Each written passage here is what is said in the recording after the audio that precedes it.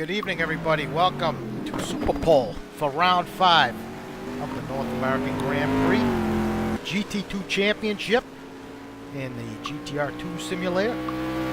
Coming to you live from Interlagos in Brazil.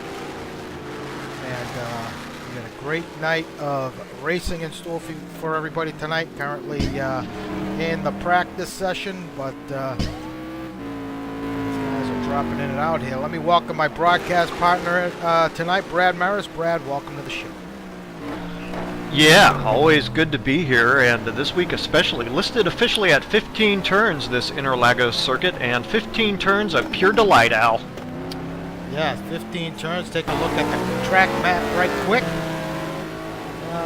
Yeah, I mean, some critical corners here, Brad, especially that first 1-2 complex, the center S, and then there in the middle, sector 2. I tell you, they're pretty much all critical, and you're right, there are a lot of critical corners there in that second sector. Now, the third sector comprises basically only of one corner, but I tell you, it's one of the most important corners on the track.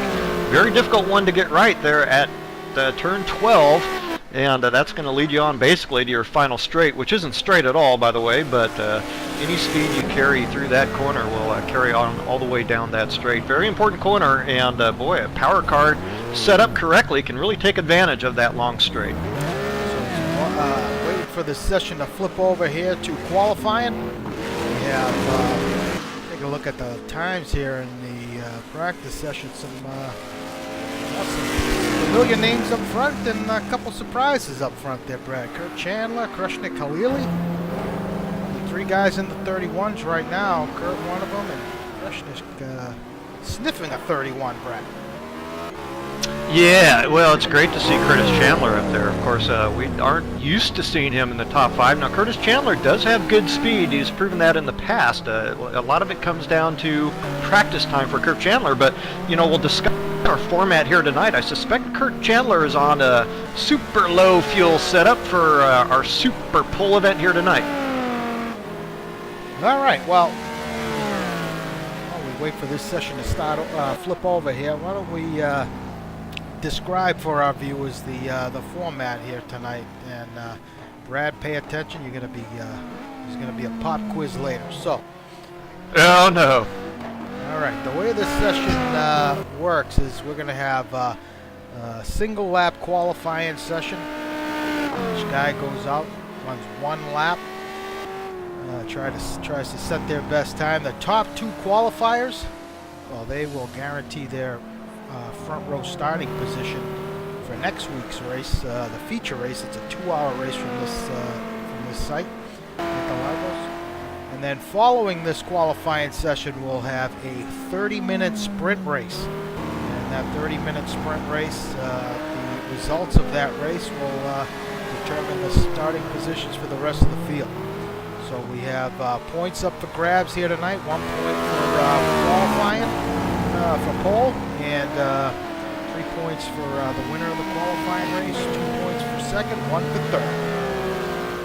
So you can max of 4 points total if you qualify on pole and get the win. So it's big points, Brian. Yeah, well, there's a few points out there on offer, but I tell you what else it offers is just a lot of fun.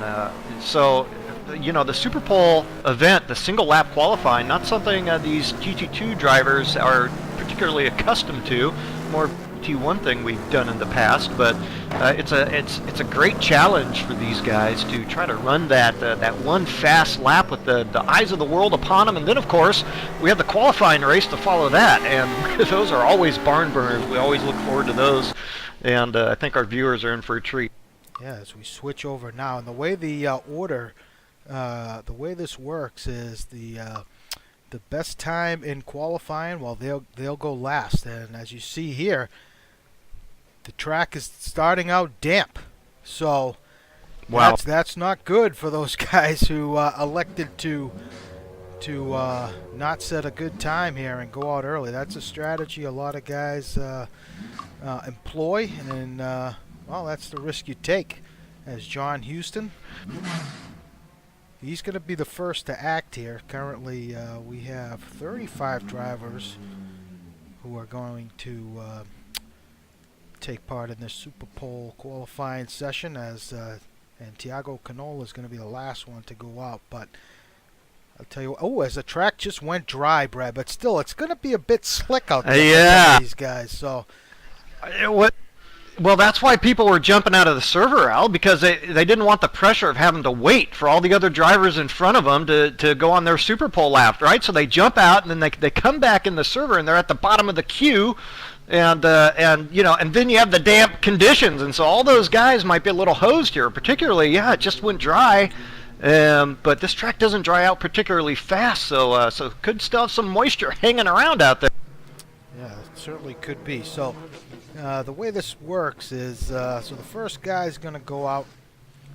Once he starts his hot lap, then the next guy, who would be in this case Chris Moses, is going to go out second. He'll start once Houston crosses the start-finish line. So hopefully, like Brad said, due to the large grids we typically see here on Monday nights, and the length of track at where we usually have the Super Pole events, which has typically been the first and last races of the season. This is new here in season 25, the 5th race we're having a Super Pole event. We usually do just a 45-minute open qualifying, because if we did a Super Pole, a single lap, we'd be here till 3 in the morning. But this case, Interlagos, pretty short track, about a minute and a half for a hot one, maybe a little over. So it shouldn't be too bad, about give or take an hour, as long as everybody is paying attention and gets out when they should get out. But there's always one guy, Brett. There's always one guy, that's right, misses the cue there at the end of the pit lane, but I bet that Chris Moses and the other fine admins in there running the show are going over the driver instructions now, and I think everybody will be caught up. It's always intriguing to see in these events, Al, and you and I both have been a part of them in the past. Just who's going to hold up under that pressure? You know, who's going to get that best lap on their one opportunity, and who's going to succumb? That's always the question mark. You know, who's going to step up and who's going to kind of. And John Houston is pulling out. He is rolling out. Okay, so we're underway here. So last time we ran here was back in 2000. Actually, just over a year ago. We had a Super Pole event here, 2014, January. And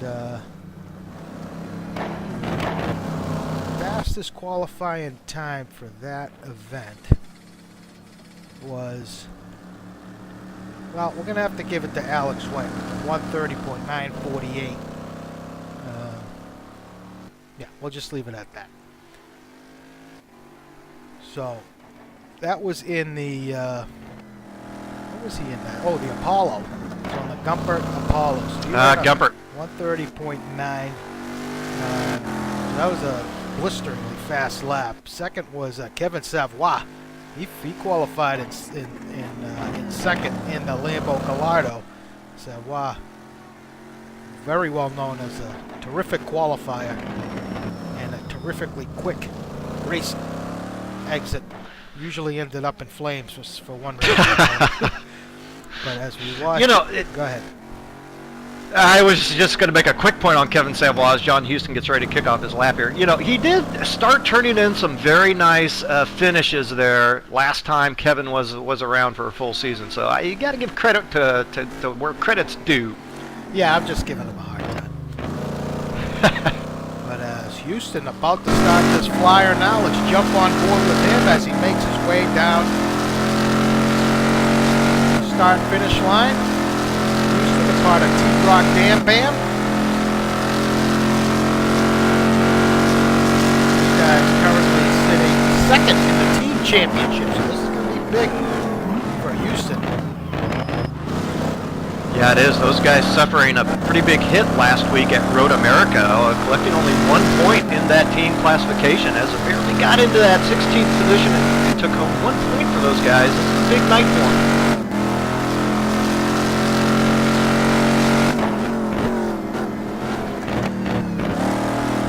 So as we watch this session progress, you will see that the first sector time become closer and closer as more guys come in. That's not the important sector. We're starting the important sector now. 7. Well, this is actually considered turn 8. I'm not even going to attempt to pronounce it. I'm just going right here, turn 9.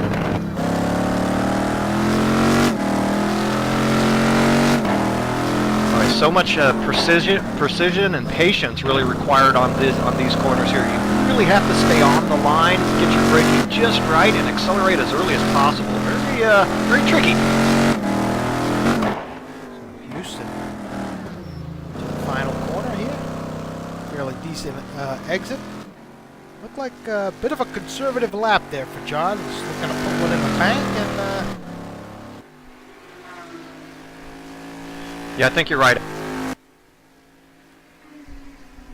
it looks like it's going to be 32.618 is my guess. Oh, I nailed it. All right, so now Chris Moses. On the line.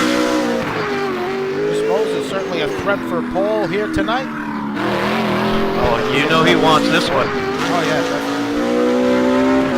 Yeah, now, not seeing any residual spray coming off the cars. Hard to say if any of that moisture is hanging around. Real quickly, I should mention that had some viewers chime in here on the hood cam. I guess they're having trouble hearing you.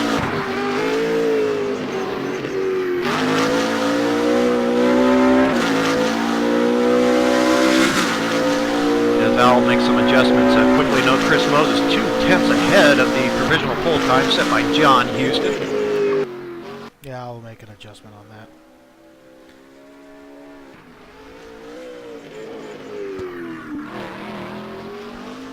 So Moses, I missed his split there. Where was he, Brad?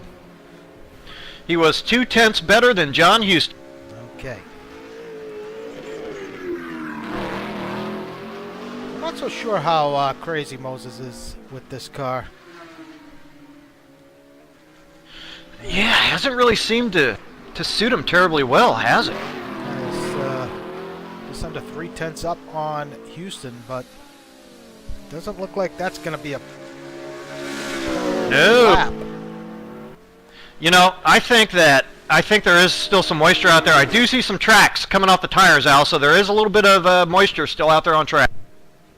Okay, so Moses to 131.9, still a good lap if there is some moisture out there. As Dan Wilkerson now taking about to start his lap. And yeah, the barest. Sorry, Al. The barest of tracks coming off the rear tires there.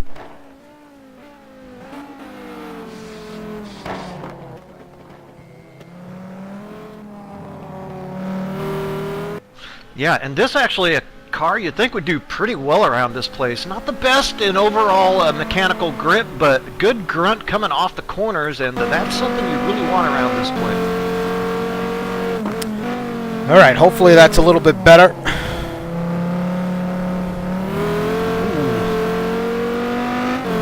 Wilkerson with a little bit of trouble there in turn 5.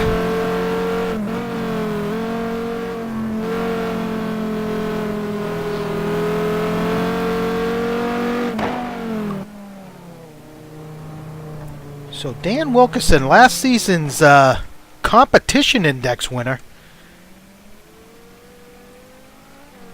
Off to a pretty good start again this season, Brad. Yeah, and you caught me off guard as I had not flipped up my my overall standings here until just now, and well, I'll check back in there with Dan Wilkerson and his current points. Oh, Sebring and Laguna, yeah, collected points in both those events, so unfortunately he did not collect points in the other two so far this season, but a couple strong points finishes for Dan Wilkerson. So Dan Wilkerson, as he's about to cross the line here, looks like he's going to fall back to third. He does. So Dan checks in with a 134 flat. Felipe Triana.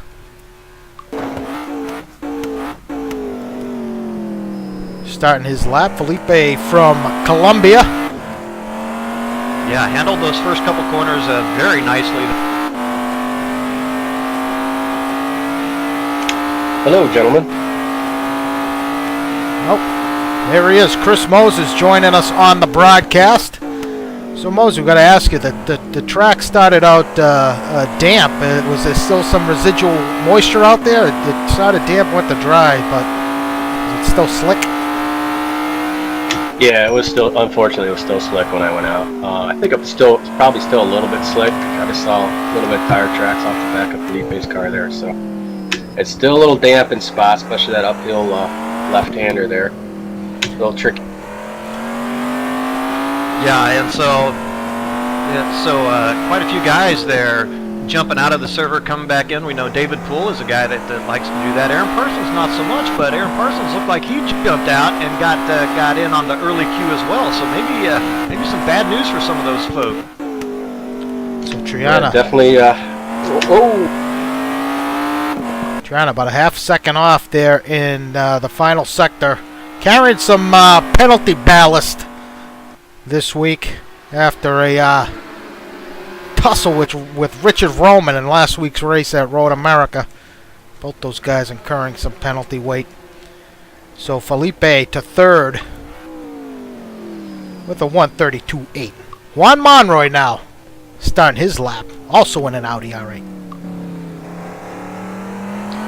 Yeah, gentlemen, I could say probably the first 15 or so minutes of this session is going to be a disadvantage for the track totally rubbers back in. You can see some wheel tracks coming off of Juan's car coming out of turn 2 there. Yeah, and this is a track, Chris, we've run quite a bit in the past, and we've seen a decent amount of rain here in the past as well. And, you know, this is not a track which tends to dry out pretty quickly either. So, yeah, I think you're absolutely right. We have another 5, 6, maybe 8 drivers here who are going to be having some grip issues.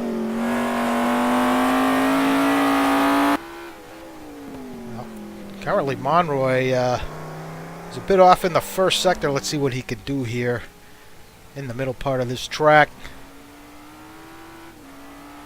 Kind of looks to be, doesn't look too twitchy for him. So it looks like some of these guys appear to be playing it a bit safe here, just with that unknown track condition. But Monroy picks up a little bit of time on Moses. Yeah, he sure does, and I guess in the end you have to say it's a pretty reasonable strategy for these guys who got caught out a little bit here, just to make sure that they do post some type of time, which won't put them right at the back of the grid, hopefully, because if you aren't going to get pole anyway, might as well stay safe. So Monroy to second. So nice lap from Juan, 1:32.1. Ryan Schleif. Yeah, I think it's real important for these guys to stay right on the normal racing line. I can see a tiny bit of spray coming up when they go wide, like Ryan just did there. Look out. A little ugly there through center S. So Ryan, last week's pole sitter. 2 pole positions so far this season for Ryan. Had his best finish last week and finished third at Road America. Has yet to come home with that victory though, Brad. Yeah, hasn't quite earned himself the victory yet, but you know, he has scored points and solid points in every race this season. I tell you, that is a big difference this season from last. Last season, most of the guys, there's only 2 guys, I think, that had collected points in every event. So it was kind of an off year season for everybody last season, but this season, that is one tight drivers' championship, and Ryan Schleif is right in it. Oh, he certainly is, but I'll tell you what, this lap is looking a bit ragged. Could be wrong though. That's looking pretty ragged to me. Yeah, big lift coming through. Ooh. Oh! Spoke too soon. 0.05 of a second off of Moses there in the final sector. Yeah, and I think it's safe to say that already the track is starting to gain some grip back, Al. Yeah, I think you're right, because that those first couple of turns were a bit ugly there, but let's see where Ryan ends up. He does. He finishes with 31.8. So to provisional pole for Ryan as Aaron Parsons now makes his way down the front straight into turns 1 and 2. Yeah, and as we watch Aaron start his lap here, might as well ask Chris, involved in this Season 25 championship here, in fact, 4th in points. oscillate a little bit. Maybe the BMW Z4 not quite. Oh, and that Eiran is up big. But wanted to get in real quick here with Moses about the BMW Z4 and how you're getting along with that beast this season. Oh, it's been a struggle, Brad.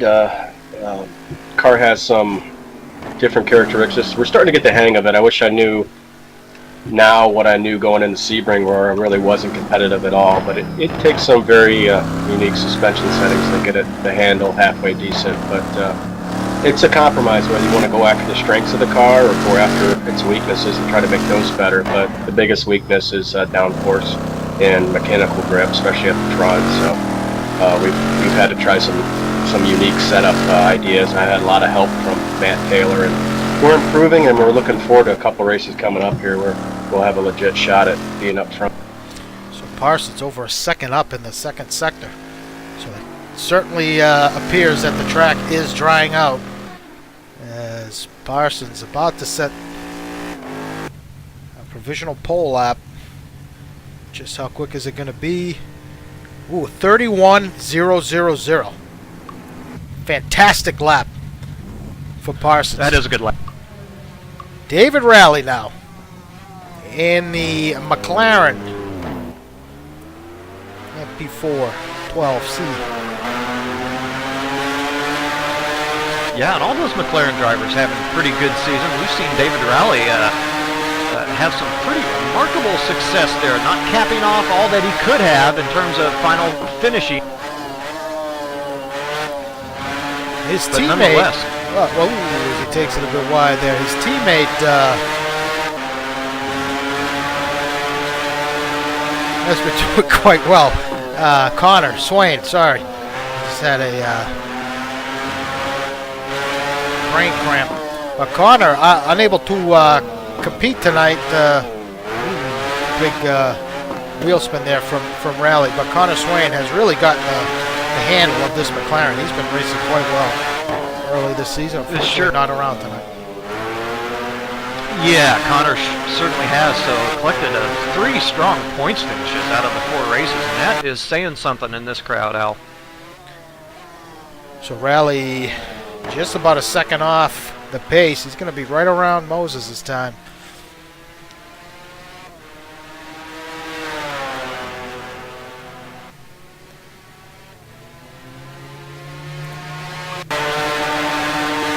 Coming through that pit entry. Let's see. Rally 31.978. Might trust him in the Porsche. Go ahead, Brad. Sorry, Al. Yeah, interesting that lap. So he did not lose any time coming off the final corner there, and that is an important one. If that corner's starting to dry out, then these times will begin to come down across the board. Another big, the technical section, the turns 8, 9, and 10. The mechanical grip you need there in the complete dry is important too. I know this guy's really picking up time there.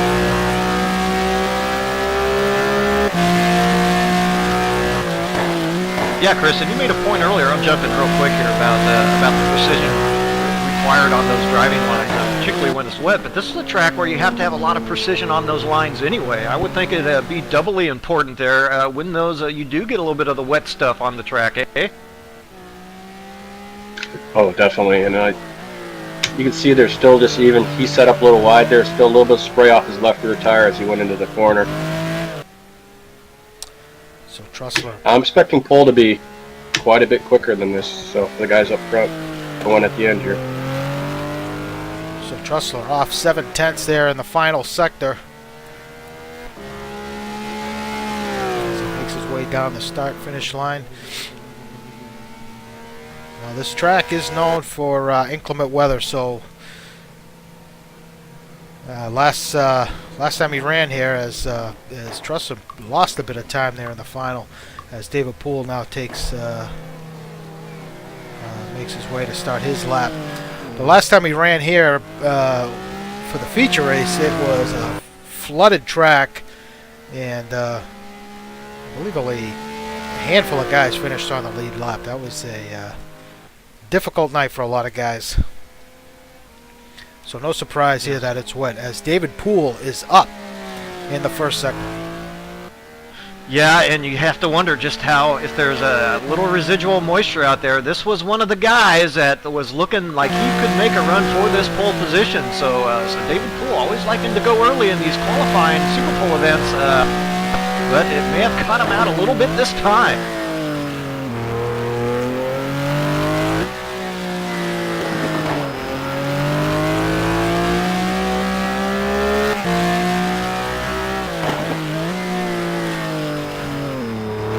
Showing very good speed in that week of practice was David.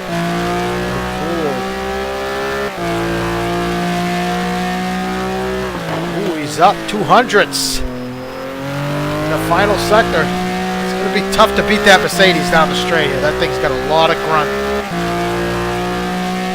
Yeah, good point, Al.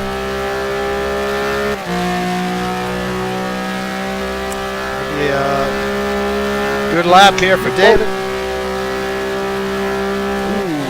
Lost some time there in the final straight to second.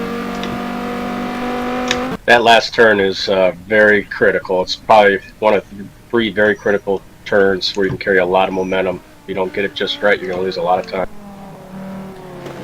Dustin Honeycutt, Dan Wilkerson's teammate. Yeah, interesting. We would see Dustin Honeycutt actually qualifying here after his teammate with those practice times. I guess Dan might have been one of those guys that jumped out and back in. Honeycutt 9/10 off in the first sector. He takes it a bit wide. I've seen a few guys do that already.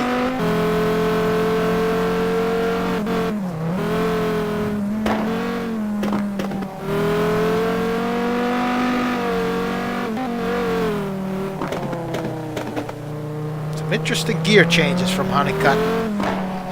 Yeah, I was thinking the same thing. He's really kind of banging down on him pretty quickly. Not sure what that's about, but in any event, putting the Viper to as good a use as he possibly can. Interesting. This track temperature's gone down. Now it's going back up. It's all over the place.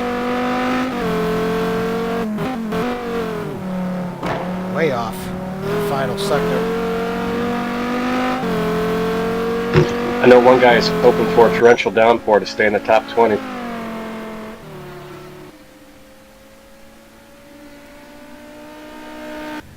So let's see where Honeycutt checks in here. 2:11. Yeah, didn't actually lose much time in that third split, so Viper does have a lot of power down the straight. Now we got Chuck Carter in the Mustang.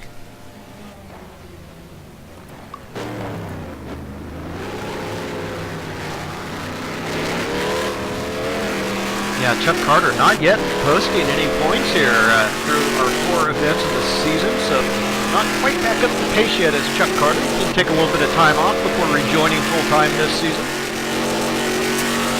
Yeah, Chuck's been with us for quite a bit of time now. NAGP veteran. Another guy taking it wide.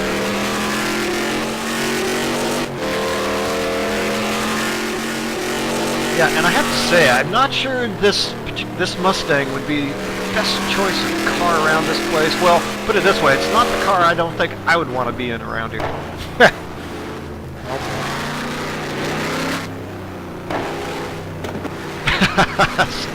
Sorry, Al, I wasn't Don't get the natives restless.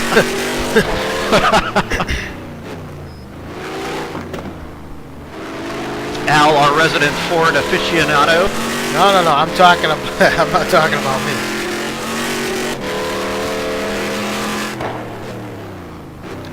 Chuck, 2.5 seconds off in that final second.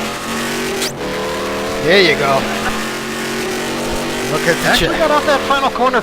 Yeah, he did.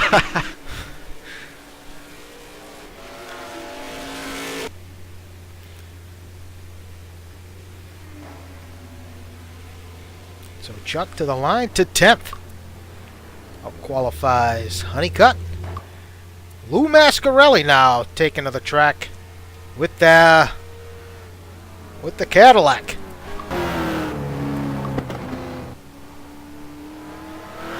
Boy, and you know, Lou actually has Attacking that put corner. himself in position. Yeah, he's actually put himself in position to sniff some points this season. Hasn't quite been able to close the deal, but Lou actually showed some pretty good pace a couple times this season.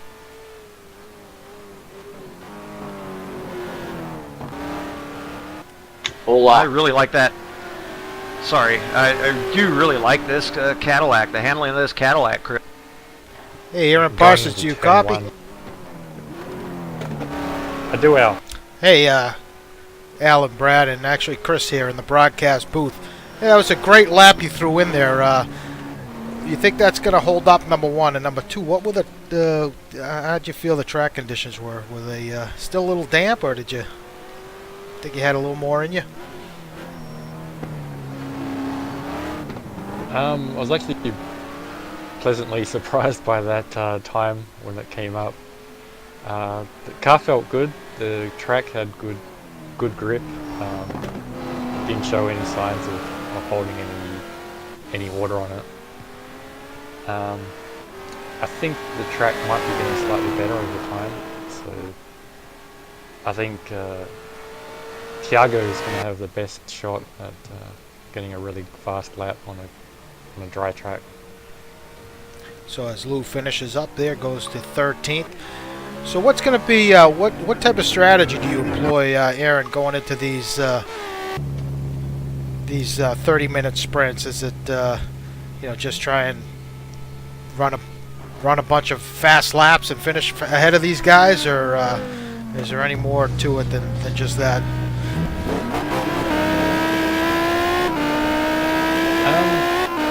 I haven't thought too much about it. It's a little unusual because this one's in the middle of the season, so you still have to play it a little bit conservative, not go crazy.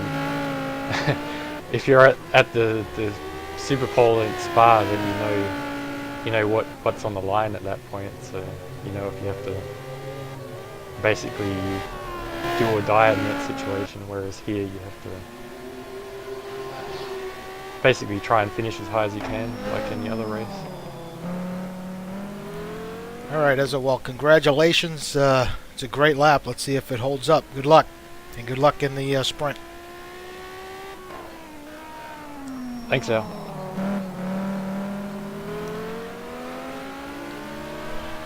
So there you have it. Aaron Parsons is Omar Gomez.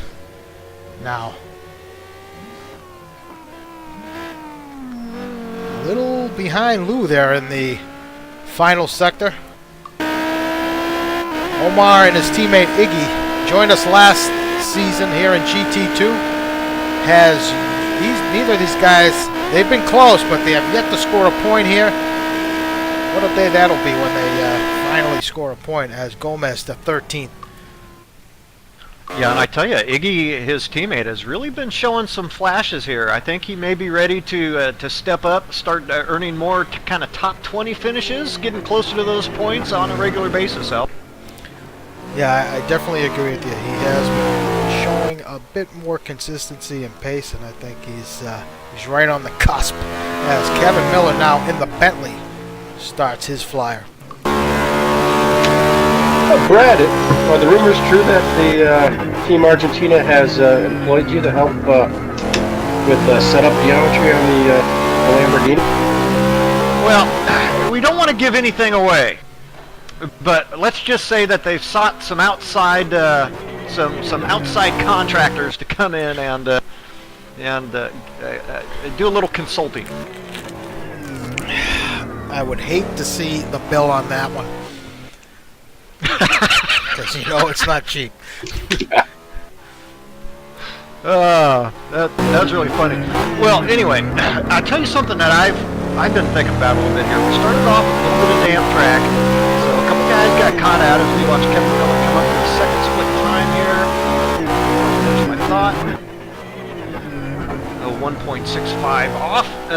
But I tell you, I'm watching this temperature start to come up a little bit. Now, if it gets really hot out there, the later guys in this stint could struggle with a lot of heat in the tires, and that could take away some grip for them. So these late runners not out of the woods yet.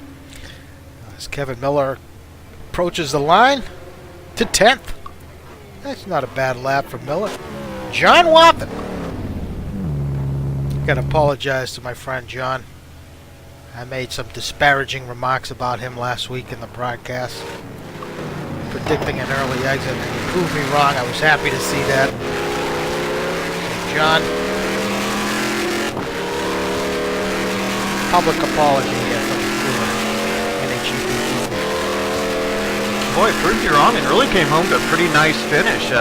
Nearly in the top 20, and say top 20. That really is saying something in this crowd, and everybody put on a great performance there at Road America. So he had a great drive.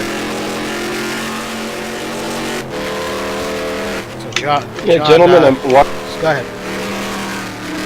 Oh, I was just going to say I'm watching the cars very closely, and I think at the start of Wathen's run here, I'm not seeing any spray come off when they get offline, so I think the track is finally fully dried, although it'll rubber in some more as we go as well.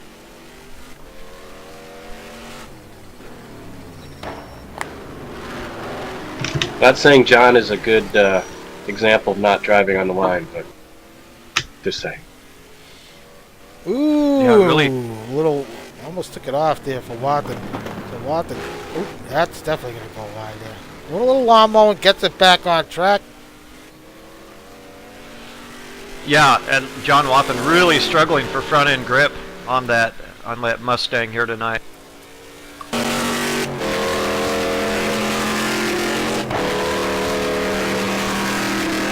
Wathen to the line to 16th. So behind Lou. Jared Keane now making his debut in the Sunred. Exactly. Oh, someone asked what track this is. This is Interlagos in Brazil. So as Jared Keane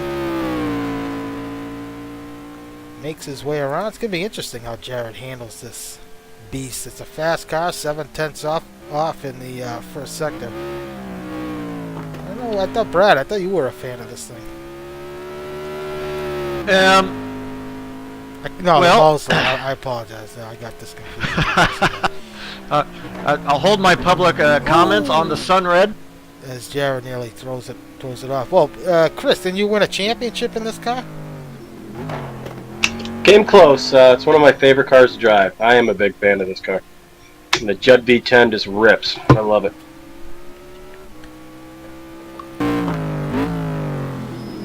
So should be noted, of course, Chris Moses, the overall designer and executive member of the Chris Moses car pack, which we are using here tonight, and which we've used here for many seasons. So Jared losing a bunch of time in that middle sector. That little bottom probably going into 6 and 7, cost him a bunch. But let's see if we can split Mascarelli and Wathen here as he comes to the line. Ooh, he's up ahead of them. So currently 12th. So now Iggy Giordia. So we could call Iggy Brad's protege now. So whatever Iggy does here is a reflection on Brad. You pile the pressure on. Yeah, you know, the great thing about Iggy and Omar is they haven't quite found their pace yet, but these guys are out there and they're working hard to find it. And that's exactly what you need to do around here. Really committed guys, and their pace will definitely improve, if nothing else, just by turning the laps. So Nice first split. Yeah, I was just going to say, 3/10 off in the first sector. This car is definitely good here. It took qualified second last time around with Serval. Ooh, Iggy taking a little too deep. Really got away from him. But I'll tell you what, this is a lot of pressure on the drivers. To throw down one great lap, it's not as easy as it may seem. You know, you got the 45-minute session, 25-minute session the way it normally is. You got time to go out, come back, and finally roll it down. But to get a perfect lap, it's tough. Boy, this is what makes it so special, really, these events, and I absolutely love them. I love to be a part of them. Love to watch them, to watch the story unfold of how these guys handle it. I'd say Iggy's not doing too bad. I think he started to push a little bit for speed and overdrove just a bit. Well, jumps ahead of Jared Keene, so he's going to start. Well, currently provisionally 11th. So Mike Grachik's now in the Z4. Boy, and we're starting to get down to it now, barring a few exceptions. The times are going to start to come down here over the course of the next 5, 6, 7 drivers, and it's really going to be on. Those of you tuning in, we're watching GT2 Super Pole from Interlagos in Brazil as Matrix 4/10 off in the first sector. This is the GTR2 sim. Live coverage on NAGP TV, joined by Brad Maris and Chris Moses, who's already qualified. He's nice enough to join us in the broadcast booth tonight. Yeah, and all things considered, Chris, I think you have to say maybe not too disappointed at this point. Still holding on to that 4th position provisionally, eh? Yes, but I don't think I'll be in the top 15 when it's said and done. Just the track conditions were over a second I lost. I'm sure he has lost at least a half a second on his. So I'm expecting pole. I'm expecting 6 or 7 guys be well into the 130s. If they just get a halfway decent lap in here coming up. So Grachik's way off there in the second sector. So Chris, what are the major? Is there much of a difference between this Z4 and the one you're driving, other than the Pirellis, or is one's got a little more power, right? No, they're identical except for the tire brand. That one's on the Dunlops, and the one we're driving is on the Pirellis. Kreshnik driving the sister car to Mike Retrex, the other Dunlop Z4, was putting in some really nice times in practice, so I expect him to get a good run in here for qualifying. Yeah, we noticed that as well, so it was nice to see him. It's Brian Story now taking to the track. Started his lap, 4/10 off in the first sector. That's a pretty good start for Brian Story. Another addition here, Chris, which I really like. This Bentley GT2 edition here. Fun to drive, but actually pretty decent grip, decent run on the corner. Luxury brand.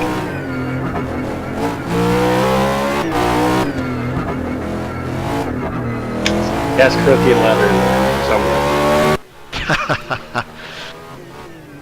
Well, that track temperature not getting out of control yet. In fact, it has stayed pretty static here the last 15 minutes or so. So it doesn't look like that temperature is really going to spike and affect the late runner. Yeah, track right around 90 degrees Fahrenheit.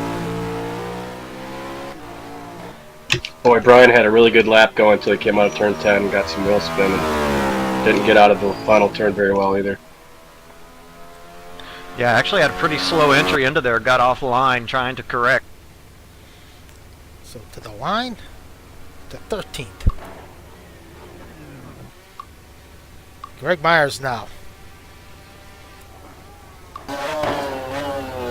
So a little different strategy being employed this season from Greg. He's actually qualified quite well at a few races.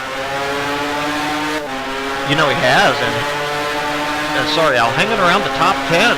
Had a season-high 10 points there at Sebring, and otherwise has scored points in the 2 events since. So off to a very good start here for Greg Myers. 4/10 off in the first sector. So Greg, I know we've talked about him a lot, but for some people who aren't aware, Greg typically doesn't generally qualify all that well, but man, he is very consistent in race conditions and usually finishes well into the points once all is said and done. So, but so far this season, he had I believe it was Sebring. He had a quick, great qualifying, and then followed up with a nice qualifying at Road America. You know, anyone wanting lessons of how to come through the field, I think, needs to target Gregory Myers and hit him up for some of the big consulting bucks, because he knows how to do it. 2 off in the second sector. Yeah, and he had a pretty nice final corner there, did Gregory Myers, so he should stay pretty close here to the leader's split time. Yes.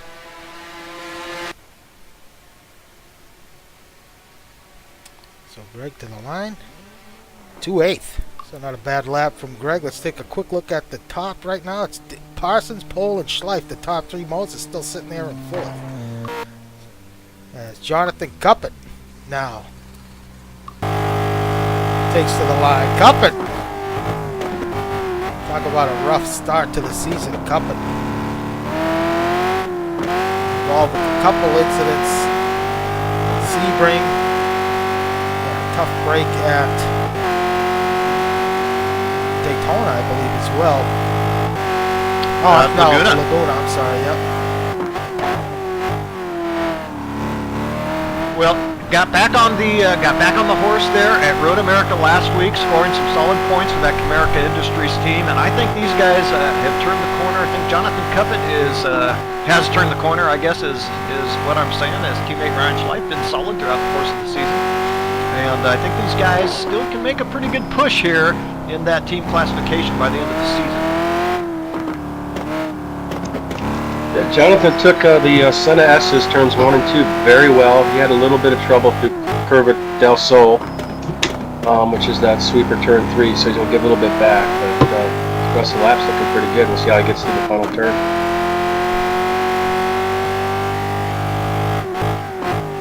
45 off. Slot in right behind Greg. 9th or 10th. Yeah, also notice pick up some time here down the straight. Go ahead, Brian. Real quickly, did see he had a lift there through that turn 11. That can be a pretty critical place. Don't want to lift too much through there. So tonight goes Cuppet. He and Jolicoeur.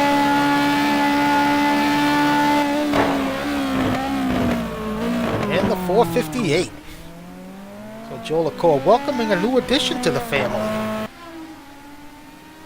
He's got a new dog. He's all excited. Ollie. Ollie, yeah. Jolly Ollie. Yeah, racing out of the Great White North is Ian, and just 3/10 off of that provisional pole time. So Gup Douglas has been filling in for Jolicoeur the last, I believe he filled in from last week at Road America, if I'm not mistaken. But Gup Douglas has been playing support for Kung Fu Racing for a few seasons now. Doing a good job for them, as Jolicoeur oftentimes as personal his job takes him away from racing, unfortunately. So, but he's here tonight. It's great to see him. Yeah, and a bit of an off year. We've cataloged that for that Kung Fu Racing squad this season. Nice second split there, 7/10 off. Yeah, really into the heart of the order now. These are all the contenders here that'll be vying for the top spots here going into our qualifying race. Gonna be real close to the top 3. To the line, to third. So nice lap there, bumping Ryan Schleif down to 4th. His teammate Marty Eiran now taking the line.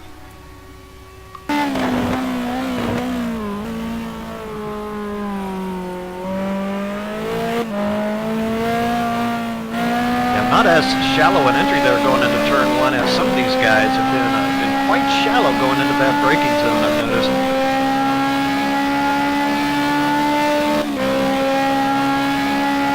Yeah, I noticed that as well, as Marty with a good first sector, 2/10 off.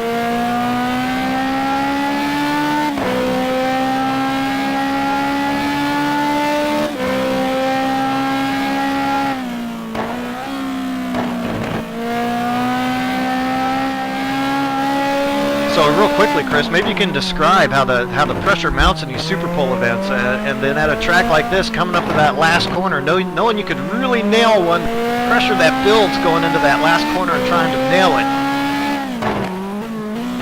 Oh yeah, been there, done that, messed it up every time. it's a lot of pressure, and a lot of things go through your mind. Some drivers are more consistent. I need to get a rhythm going, and really, I can't cold turkey it so well. So the other guys don't seem to have too much issue. It looks like Marty's gonna squeak in just ahead of his teammate. He does. Bumps his teammate to fourth, Marty to third. Now here we have Mike Monahan in the Panos. Yeah, Mike Go ahead, Brett. Monahan showing the 11th best time in practice, so looking pretty good, and obviously Thiago Canola putting in the very best time in that practice period. These guys have got something in the Panos here tonight. Yeah, we may mention His line Mike was Monahan, 1/10 off in the first sector.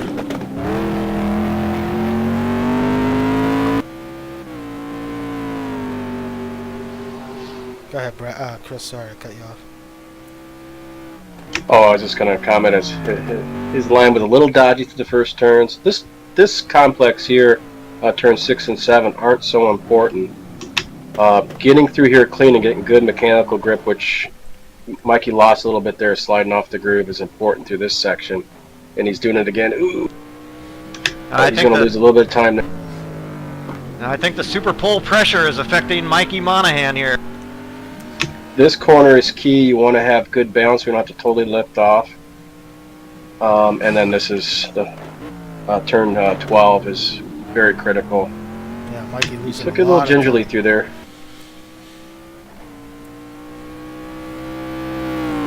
Car has big grunt up this straight though, so he'll make up some time here. So Monahan to the line. Monahan, no stranger to winning at this track. He won here in GT1 way back when, but still. He's had success here. So we'll keep an eye on Mike. Jaime Moore now.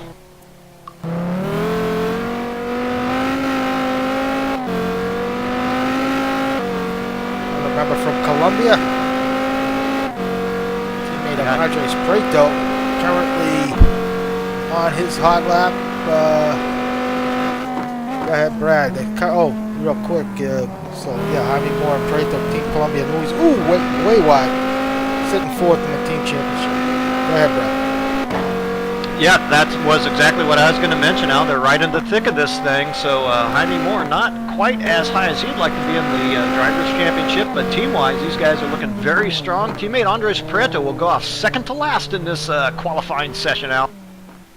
Yeah, Preto had a good lap in practice with 50 kilograms of success ballast, so we'll have to keep an eye on that. As Jaime Moore here struggled last week. It was actually racing at, I guess, a friend of his house in Peru. Wasn't used to the setup his buddy had, and it showed. Yeah, 1.2 tenths off there, as we can see. It is more or less just a disastrous race for him, but he gave it a go, just didn't quite work out for him.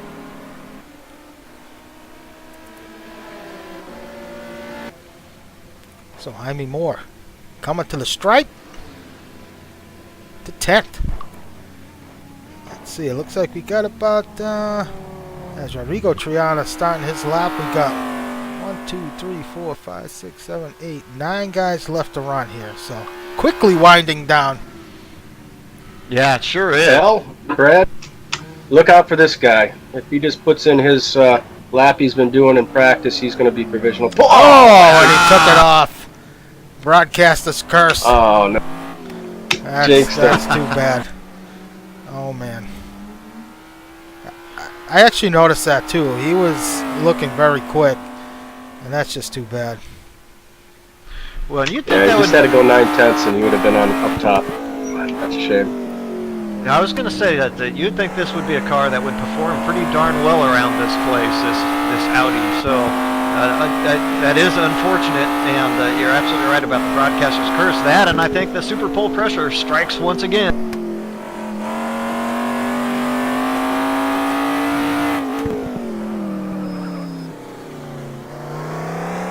Boy, boy, it's so easy to make a mistake, and no matter how bad you try to tell yourself, okay, don't overdrive the car, just take back what you can get. It's so difficult not to go for that little extra and end up making more mistakes. Rodrigo Triana still struggling to cap this one off. Triana, part of Team Columbia Vintage, teamed up with Juan Monroy.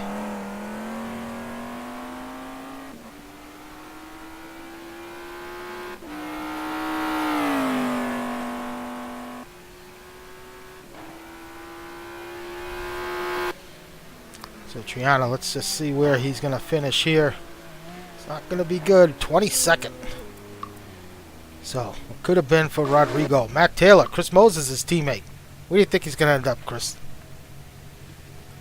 Yeah, if he puts it together, he'll be in the 30s, no problem. Let's see what he does. There's a lot of pressure, a lot of brake lockup. Oh, we want to be tighter there. Want to be tighter there, Matt. Put the hammer down. So worth mentioning quickly here that Team PMR, Matt Taylor and Chris Moses, is sitting atop that team classification at the moment. Matt Taylor himself sitting 5th, just behind teammate Chris Moses. So good start for these guys.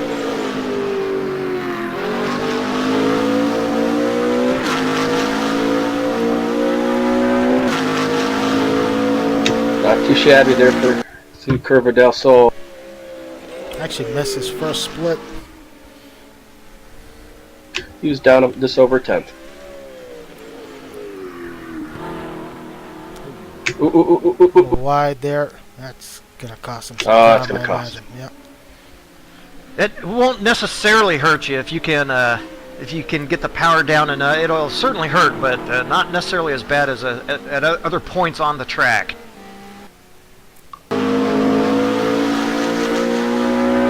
Second split time, 7/10 off. Might split Marty and Ian there for really 5th. Yeah, looks like he did get good drive coming up the hill here, Al.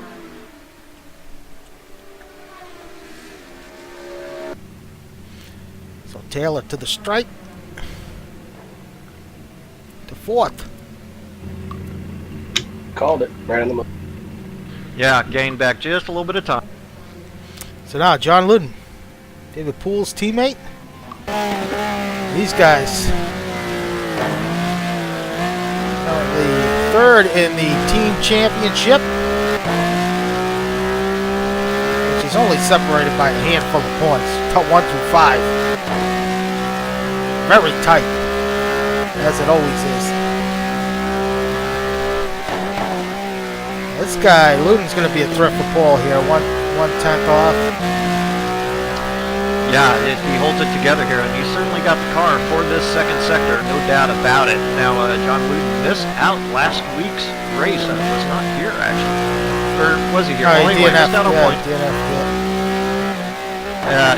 So this 05 Motorsports coming off 1 and 2 at Laguna, missing a few points last week, so still years in the championship fight, but they'll be there by the end.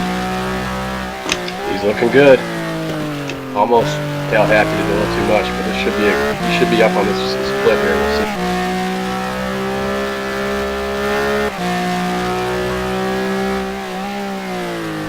Lost a little bit of time there in the middle. I don't think Yeah, this that Porsche's not going to have the legs here. He might get it. He really nailed that last corner. We'll see. It'll be good for 2nd.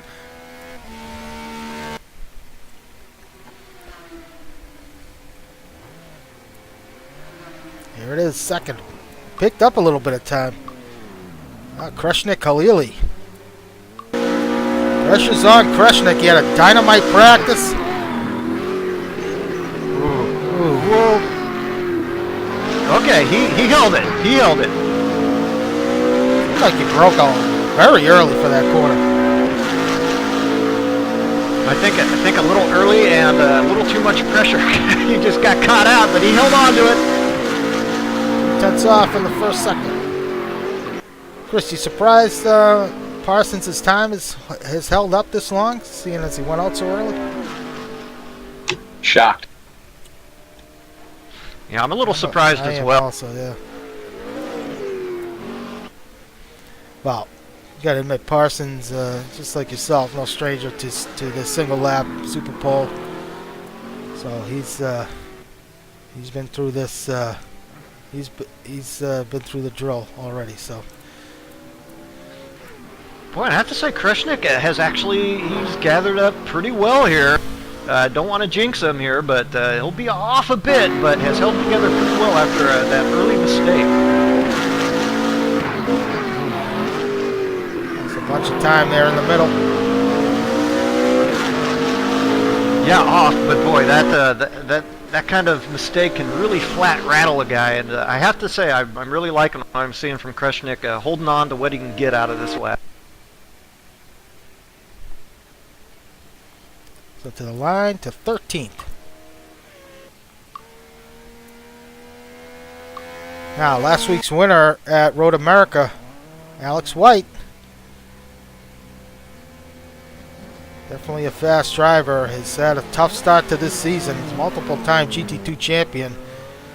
Has been battling some connection issues early on this season, but Road America's really turned it around, taking a win there. Well, this is a guy we know that's going to challenge for this pole position. Aside from that 25 points last week, only 4 points besides that. Off 3/10, carrying 40 kilograms of success ballast also for that win last week. So It's good. The weight on this car is going to help it be more neutral if he adjusts the setup. It's going to hurt him under acceleration big time, but it might actually help the handling a little bit. Right, very good point. I'm gonna tuck that little tidbit of knowledge away in the back of the brain box, Chris, because I think you're absolutely right about that. I mean, of course you are.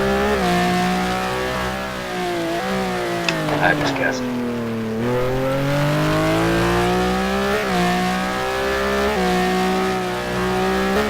Alex driving very nice line. Yep. Down 7/10 here. I think that is all due to weight. So he's going to be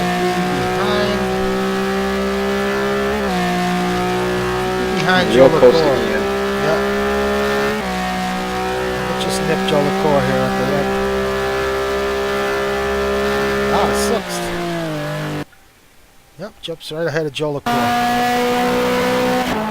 Now, Kurt Could have a Chandler. shocker coming up, Al. Yeah, we could have a shocker, Could man. have a shocker. Let's hope Chandler can keep it together here in the Ginetta. Kurt, keep it together, buddy. Oh, that hurt bad. Kurt, Chandler go ahead, Brett. coming off 10 points there at Road America last week, so these guys on the upswing in the Ginetta. Yeah, lost a bunch of time there, half a second off in the first sector. Put in a dynamite practice lap. Well, it's coming down to it now. 3 drivers left to go. Who's going to step up?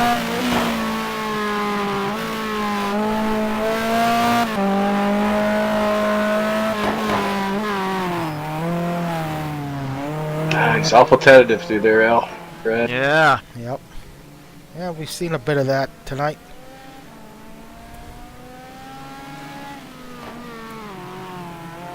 Well, to be fair, Curtis Chandler not typically in this position, going off third. The eyes of the nation on him and on board on this lap. A lot of pressure. Wow, do you see him pick up wheel spin? Yep. He almost lost it there. Wow. So Kurt going to shuffle in back probably around 12th, 13th position.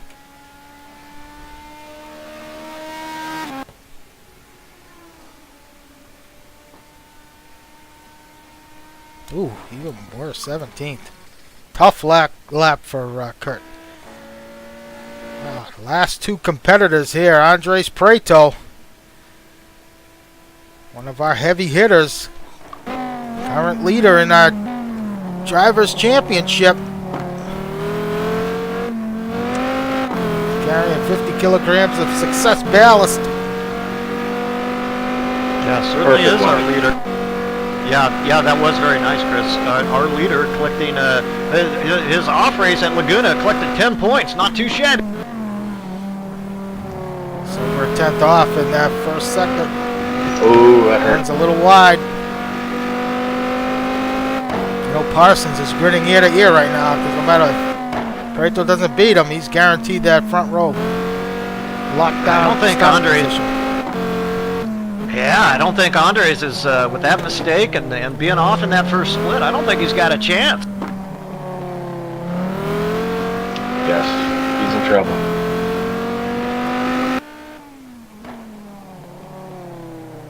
Boy, one thing you can say about Andres, though, is he does know how to come through the field as well. Now, it won't exactly be coming through the field. He'll be toward the front, but a bit of work to do in our qualifying. Yeah, lost a little bit more time. Might be right ahead of White.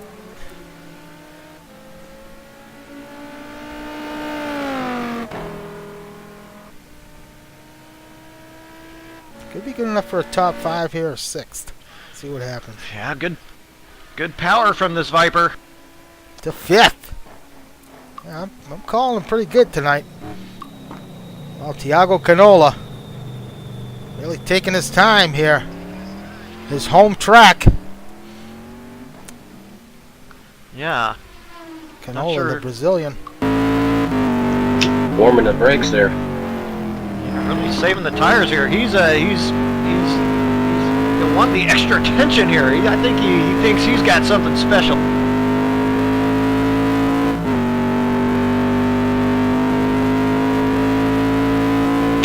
This isn't pole by half a second, I'll be shocked.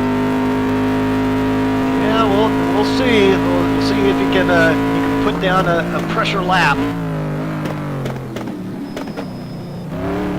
Oh, he last time there? Yep.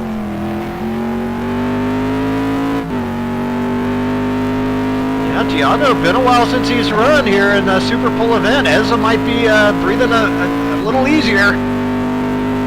Ooh, 4/10 off. That's going to be tough to make up. It's not as easy as it looks, folks. Well, I tell you, it almost seems like there's something wrong with the car. Like he put on the hards or something. Oh yeah, he lost a ton of time right there. He just went wide. I don't know what's going on, but it looks like he's having like even controller issues or something. He broke hard there too. There's something wrong. Yes.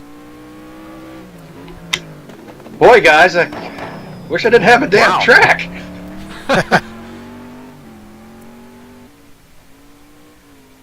Remarkable. Wow, 1 second off in the second split. Some wheel spin off the final corner. Well, pretty evident. Parsons going to hang on to that pole. Wow. In a shocker. Shocking.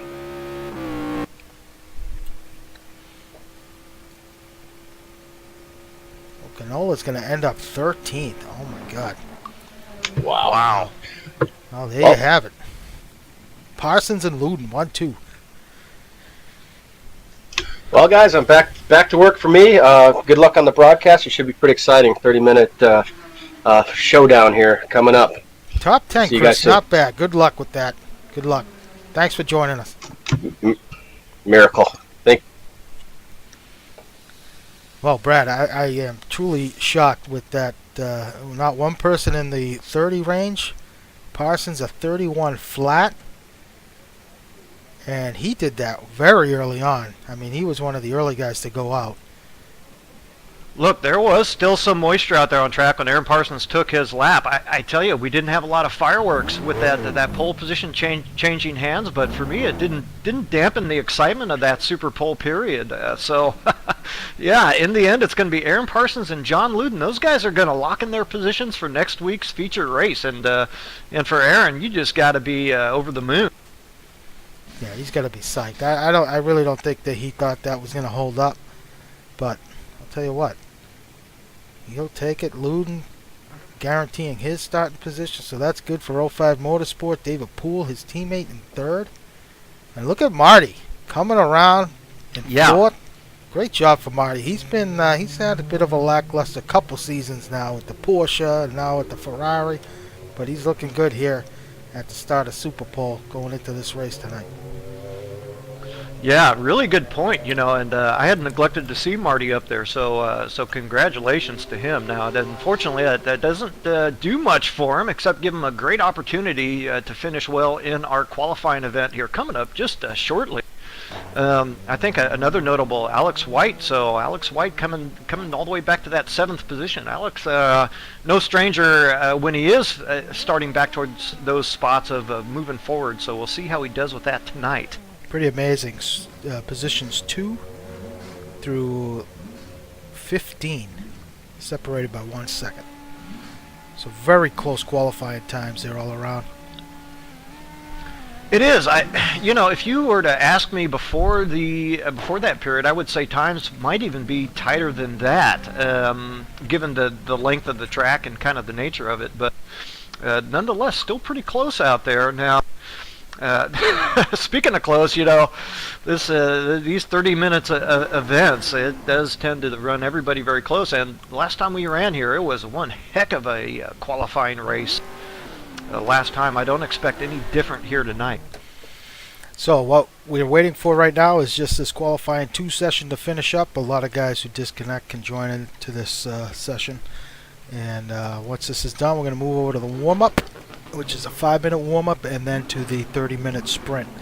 So again, if you just joined us, Super Pole single lap qualifying portion just ended. Darren Parsons taking pole and John Luden second. Those 2 guys will guarantee their starting positions for next week's 2-hour feature race here at Interlagos. And coming up here is a 30-minute sprint, so the rest of the field is going to battle it out here and look to improve their starting positions if they can, with the results of that race determining the starting order for next week. So it's always a lot of excitement, at times some ugliness. Hopefully we don't see any of that, but a lot of these guys just lay it out there and see what happens.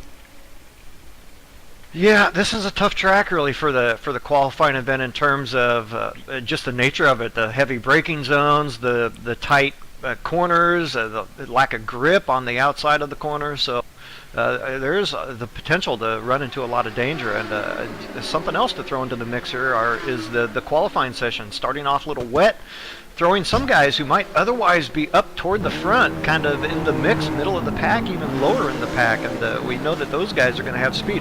Look at Tiago Canolo, look at Curtis Chandler, some of these guys, Mike Monahan, we know all those guys have great speed, but they're more or less buried in the pack, so they'll be looking to come forward, and so you're right, it's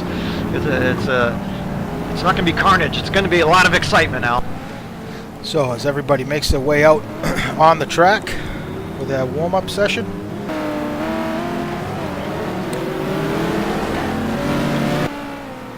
yeah, I mean, it's going to be,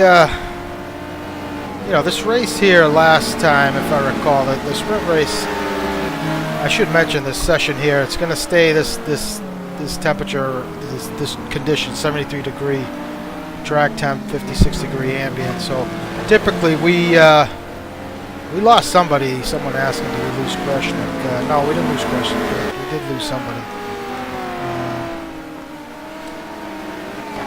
But this session is going to remain static for the sprint race. Next week is we use a random weather mod, changeable weather, so track can start hot and go wet, vice versa. So it's really up in the air. But right now for this 30-minute sprint, it's going to remain the way it is here in warm-up. So that's a good thing for these guys.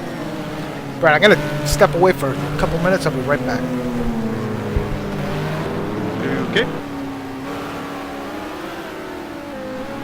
So, while Al takes his quick break here, he's on some guys, watching them run around this warm-up period. There's not too much to recap here that we haven't gotten to already. As mentioned, we will have a 30-minute sprint race coming up, our qualifying race, which will determine the final order for our next week's feature event. It's going to be a 2-hour event next week, and that is going to be an interesting affair. So it's not uncommon really around this place to have a very great race, though at times the action can be a little limited because it's very easy to make a mistake on this place, go off and find yourself having to chase from quite a ways back, if you do that. So positions do tend to change toward the end of those 2-hour events, but the gaps beforehand could be rather large. So always a great race in those feature events as well, particularly around this place. So it looks like weather is not going to be an issue here tonight. In fact, it's going to be very nice conditions for these guys to start off with. Cooler, which will help preserve the tires and lead to a pretty good show, it has to be said, because these guys will be able to push to the limit if they so choose. Also in their favor and gaining best speed, you know, these guys are not going to have to run a full tank of fuel because of that time limit at only 30 minutes.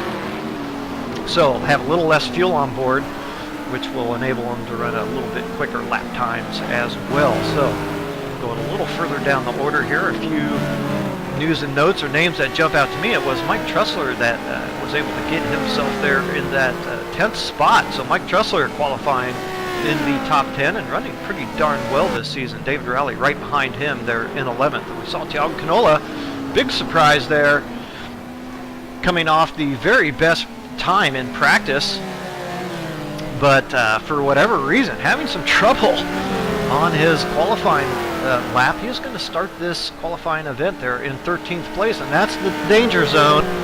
Very easy to get caught up in any fracas out there on track, so he is going to have to really be careful, as will all these drivers going into a very tricky turn 1 here at Interlagos.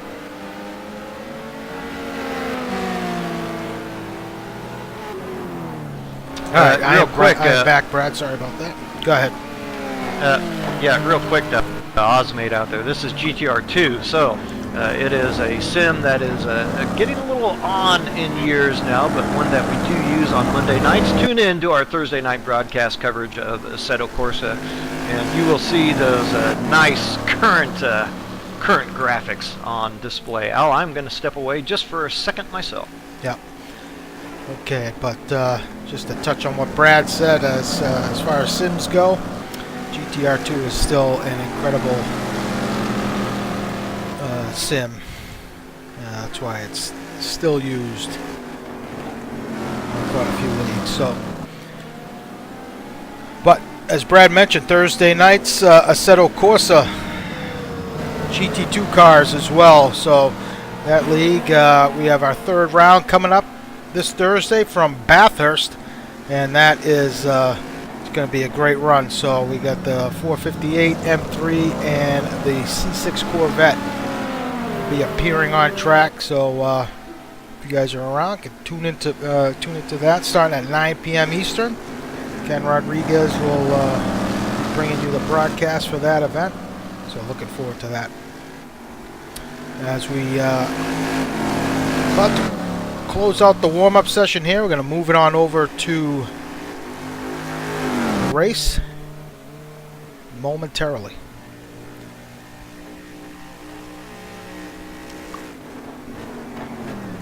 As our pole sitter Eiran Parsons locking in his starting position for next week's 2-hour feature race here at Interlagos.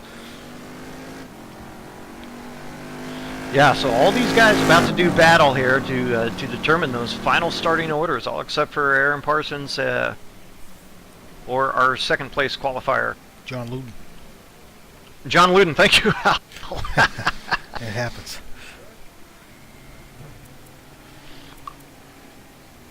Yeah, so here we go. It's yeah.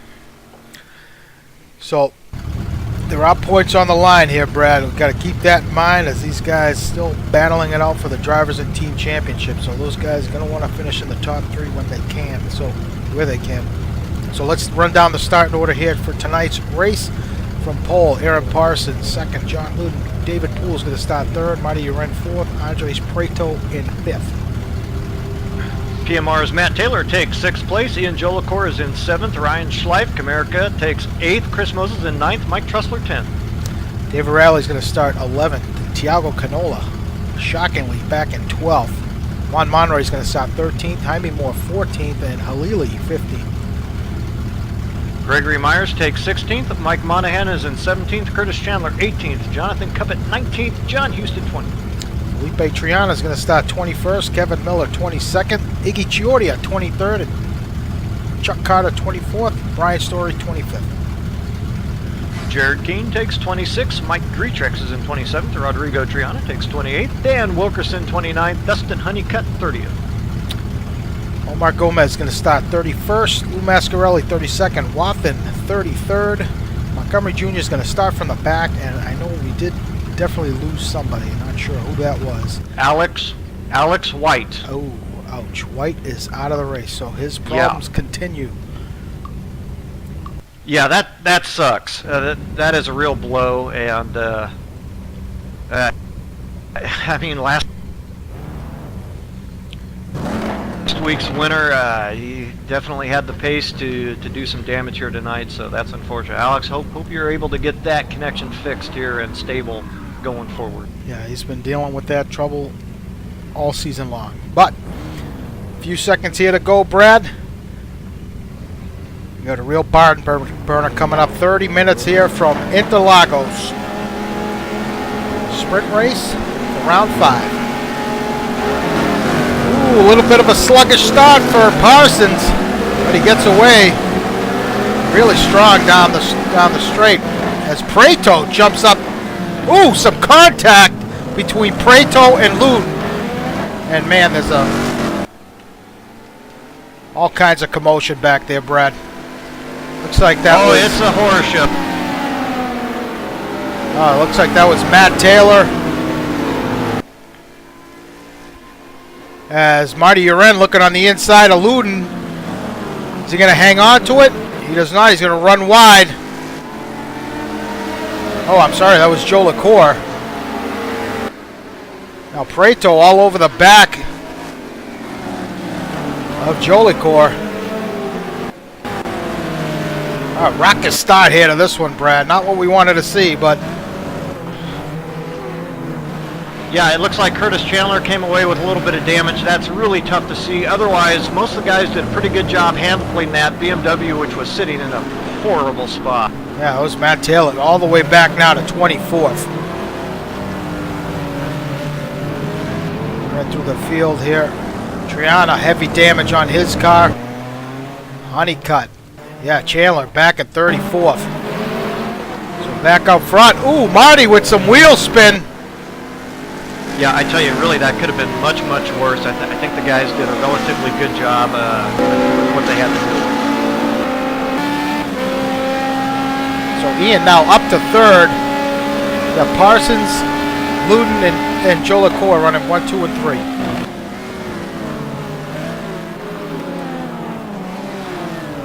Ooh, I'm sorry, that was Trussell really getting in the back of Ryan Schleif.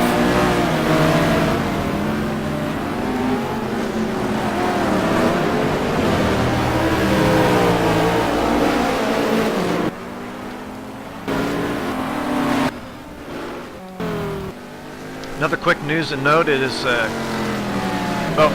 scratch that, Al. I'll chime in a second. Meanwhile, Monroy, this battle here, kind of near the front for 8th. Got Jaime Moore, looks like Ryan Schleif, Juan Monroy, Marty Eiran, really duking it out here. I'm Boy, they sure are.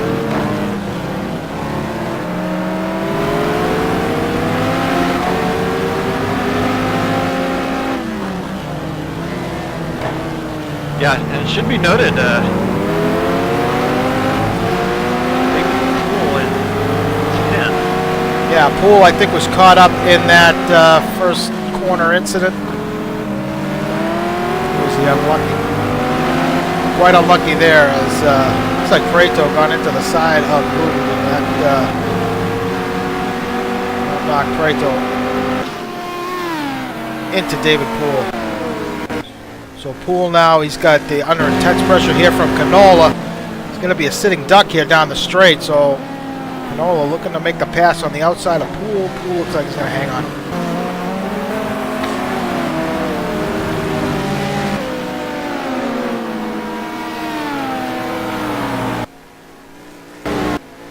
So it looks like one of the Janettas coming out of the pit lane. He's going to be in a tough situation as Joe LaCour nearly loses it. Chris Moses now, he's putting some pressure on Andres Prieto for 4th. So Moses off to a great start. Getting through that first corner fiasco. Okay, I think I had a quick little problem there with timing and scoring. I think I'm all caught up and ready to go now, Al. So yeah, Ian Jolicoeur up to 3rd, huh? What a great start for Ian. Yeah, he's definitely having a good run here. Nearly threw it away earlier this lap. Yeah, interesting to see if he's going to be able to hold on to that 3rd position with Andres Prieto trying to nail him down here. Even with that weight on Andres Prieto, I don't think Ian Jolicoeur has had as much practice around here as he'd like. Trussell here in 12th.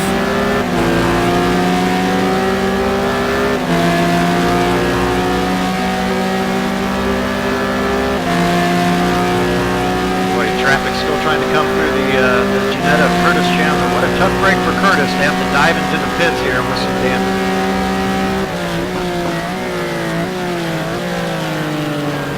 Yeah, he's in definitely a tough spot. Comes out right in the middle of this field. With Canola. A couple laps now trying to get past David Poole in the Porsche. Yeah, side by hasn't been able side. to get it done yet. Jaime Moore gets past Ryan Schleif for 8th. So nice pass from Jaime. Yeah, well judged by both those drivers there. Canola makes... Oh, no, he's still behind Poole.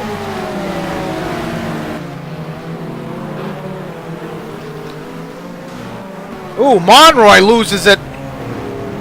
Ooh, there's some contact. Monroy just loses it on the braking. One of the Corvettes losing his front clip. Oh, the rear clip, sorry. Ooh, and some more contact between Taylor. This is really looking bad, Brad. Yeah, well, I think there was some people locking on their eyeballs onto the action and not the line they were supposed to be driving there, Al. So, yep, looks like Monroy's off pace with a puncture. That puts him in a tough situation now. Man, really ugly race so far. Yeah, it's been a little chippy, but I have to say it's been more just mistake-driven. Of course, we had that first corner incident, but other than that, it's just been kind of flat mistakes. It's rare to see, but it does happen.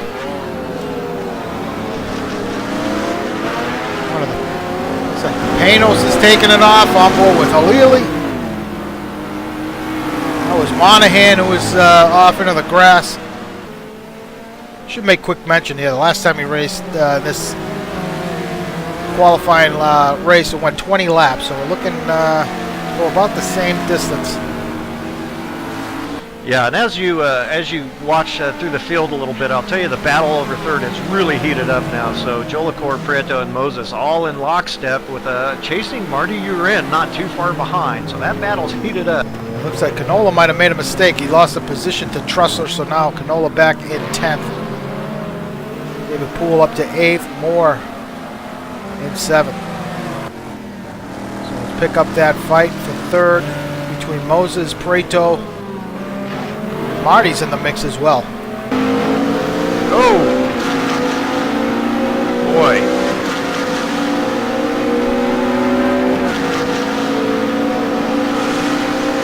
Well, with Moses. Looks like he might get a run on Prieto here down the straight. Oh, looks like Prieto flashing Moses. Looks like he's going to give him the corner. So Prieto drops back down to 5th. Yeah, pretty veteran move there, really. Andres Prieto not really wanting to hassle too much here with that weight, knowing he just needs to get to a particular position. A long race next week, Andres will do his damage there. Moses having a look on Jolicoeur. I think Moses might have a little pace on Prieto. Maybe that's why he let him go. Didn't want to put up too much of a fight. You're right, this battle for 3rd is intense here as Jolicoeur's got a challenge ahead of him trying to hold up Chris Moses for that position. One thing's for sure, Ian Jolicoeur is not going to give Moses the flag.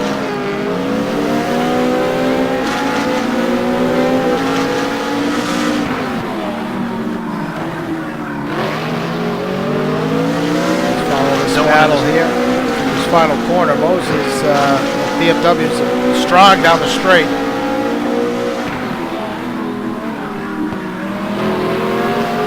Get a toe off Jolicoeur. You might have a look at him in turn 1. Yeah, I don't want to distract from that battle as it is a very good one, but I'm just watching a couple other guys with good pace move in the field as well. I'll update you when you get a chance. Jolicoeur defending the inside line. See if Moses can get it done on the outside. Side by side into one, and Moses gets the pass made. Nice job by Moses. Jolicoeur can counter. Might not be over just yet. Yeah, I was just going to say. Jolicoeur may have a look.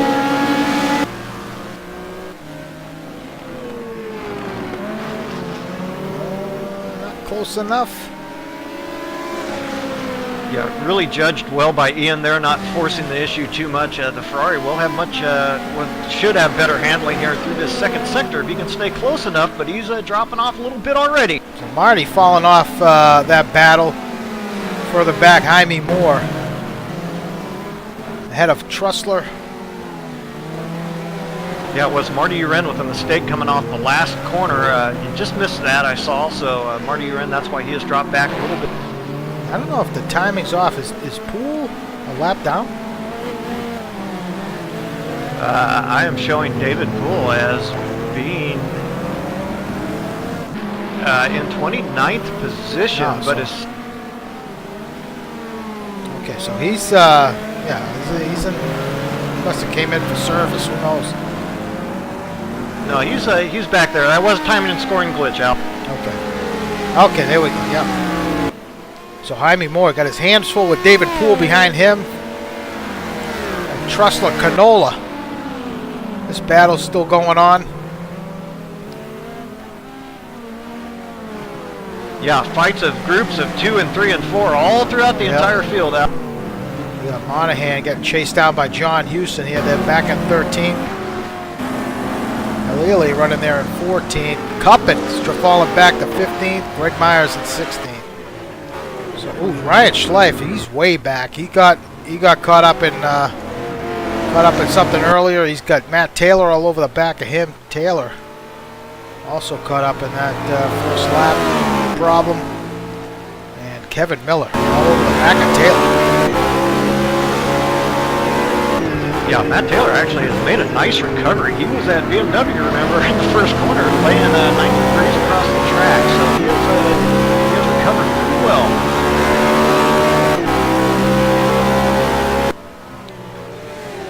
So Cuppin missing the rear end of that of that Corvette, but I think he's used to it by now. He's lost it several times this season, and doesn't seem to be hurting his performance too much. I almost wonder if that's a graphical glitch of some type, because this is the third time we've seen that from Ryan. So further back, we got Riley running in 20th. Greatrix, Mascarelli, and Wilkerson duking it out here. Followed by Story, Honeycutt, Keane. Two Argentinians. Gomez. Gomez nearly loses it. Ooh, and his teammate gets into the back of him. So Iggy and his teammate get into one another. Chuck Carter's going to get past those two. And Salem Montgomery Jr. back at 30.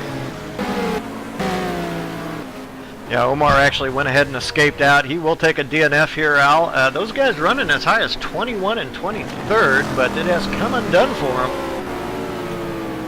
So back out front, we got Eiran Parsons leading the way here, holding off John Luden. Chris Moses has made his way past Jolicoeur for third. So now Moses doing himself a favor, getting past Jolicoeur. So now he can try and take the battle to Luden for that second position. He's about 5 seconds off those guys. Jolicoeur and Marty running nice, 4th and 5th. Go ahead, Brian. Yeah, Chris Moses has been gaining only marginally on John Luden. Now, John Luden, the first place, Aaron Parsons at the moment, but that gap has remained very static. Aaron Parsons taking out just a tiny bit of time here or there on John Luden. I was very interested to see if Luden in that Porsche could make up a lot of ground, but it hasn't happened. Aaron Parsons looking very solid there in the lead.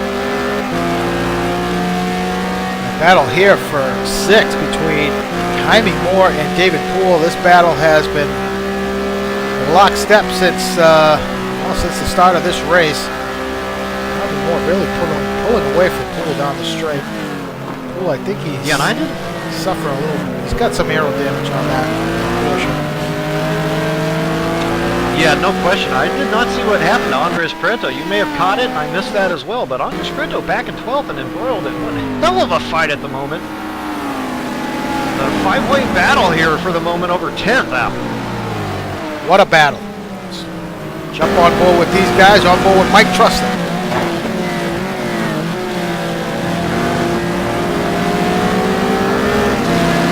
Trussler takes it wide. Got Houston involved. Monahan on board with Andre.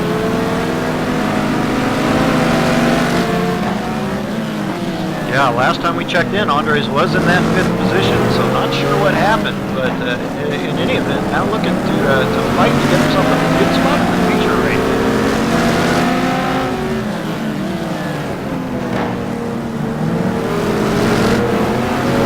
Halfway through this event as well, so the pressure does mount for these guys looking to finish as high as they possibly can. Wow. It would appear to me that Monahan is really holding up these guys. If Houston has anything for him down the straight, that Pano's really fast. Having a look on the outside. Wow, Mikey shutting the door as Prieto looks on the inside of Houston going into 1.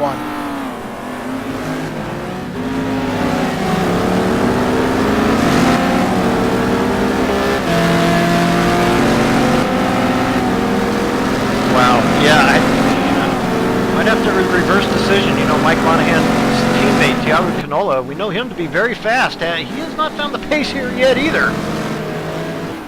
Prieto looking all over to get by Houston. Trussler now is caught up.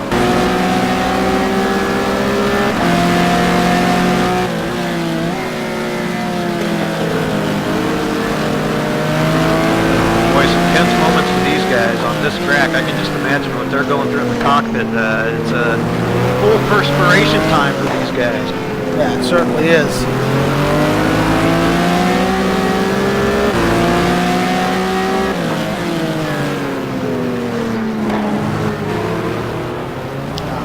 Mentioned Kreshnik Khalili now closing up on this battle, as is Cuppin. So this truly is a fight. Mike Monahan doing his best to hang on to this position. Yeah, he sure is. I tell you, one of the guys I'm really impressed with, so see a possible pass coming up there. A guy I'm really impressed with here is John Houston in this fight. Really has managed his driving very well here and has moved up from his starting position. Just going to say, he had a look on the outside last time by, taking a look on the inside now. Ooh, a little bit of contact.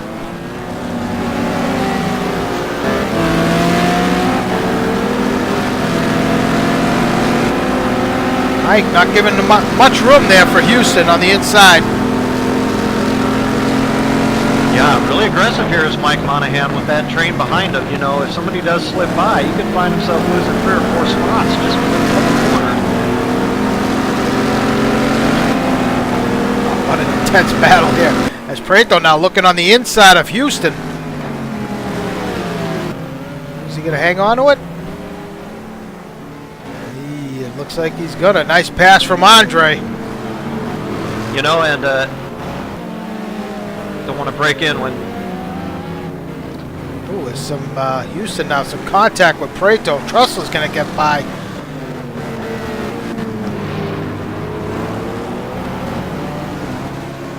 Boy, and that's just the way it is in those tight battles. He's fighting over 10th, suddenly finds himself at 14th out.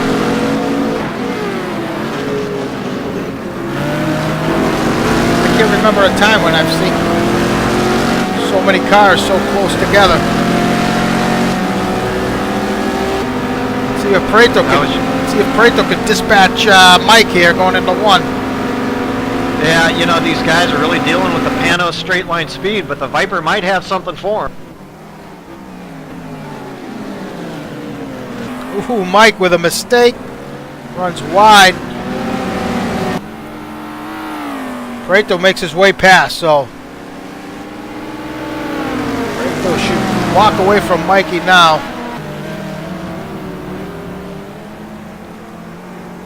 Mike having a look on the inside. Prato defends.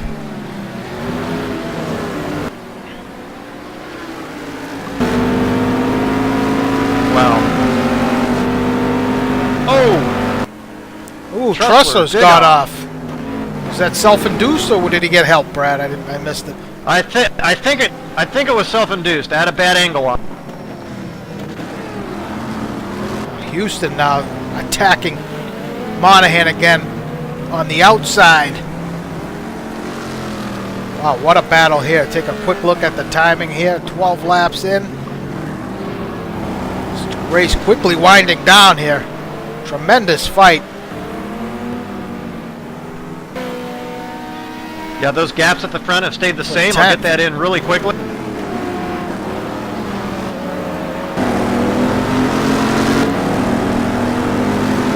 Yeah, I keep wanting to. Go ahead. Sorry, Al. I keep wanting to jump in and say Mikey is actually doing a very good job here. Obviously not having great pace. I don't quite want to do it because I don't want to see him make a serious mistake here. But so far he's done a great job managing being off pace here and trying to hold that position.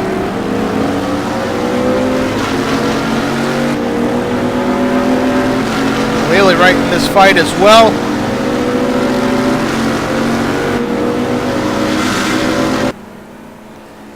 Lely going to take a look on the inside of Houston.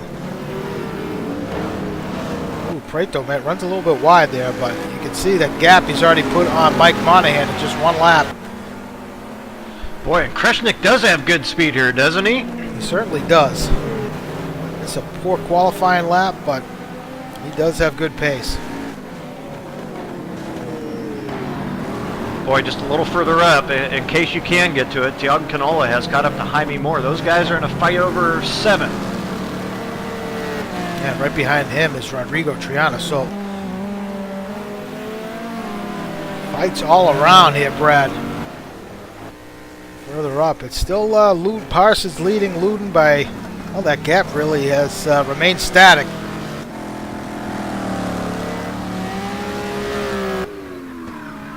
Mose is on his own there in 3rd. Looking further back. Canola trying to get past Moore here.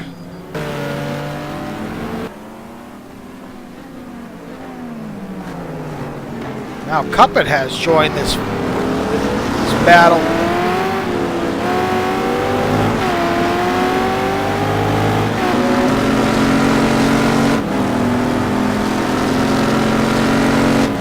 Yeah, and Cuppet, one of those guys, didn't get his best qualifying lap. One of those fast guys trying to come through the field, and here he is. And this has got to be frustrating for Houston.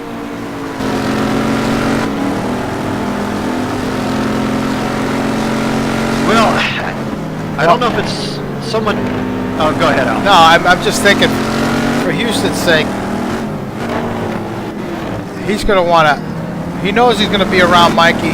Should have finished like this at the start of next week's race. He's got to do everything he can to get by him in turn 1.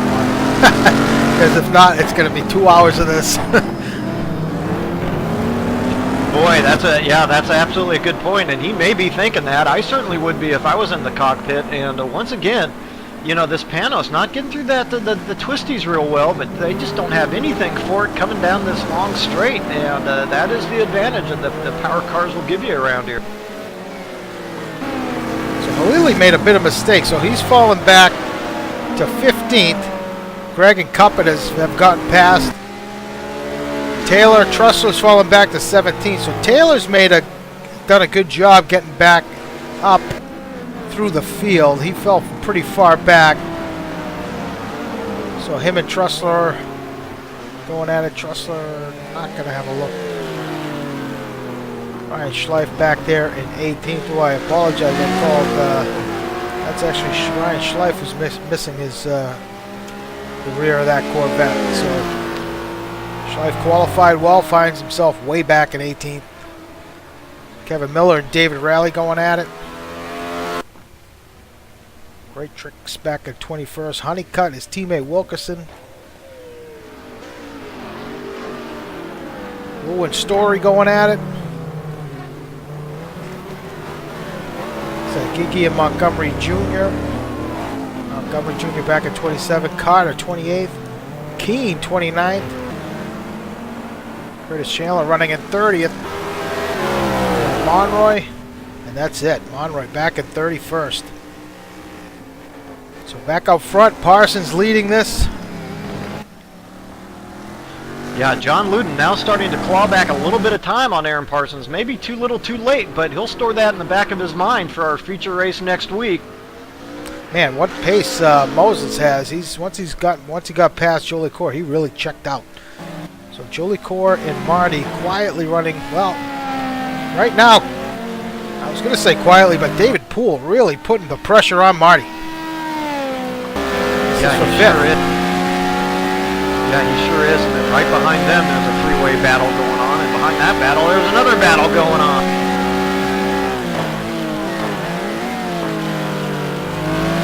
Marty with a big slide there. That's going to give Poole a run on him.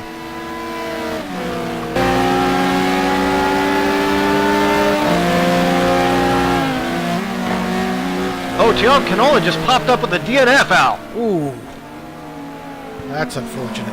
Yeah, just picked that up. He was behind Jaime Moore. Now it's Jaime and Rodrigo Triana now for 7. Boy, wonder what happened there, but tough break for Tiago Canola. Yeah, that's unfortunate. Where the heck did Mike Monahan go? Oh, Mike Monahan slipped off. Mike Monahan in 17th now.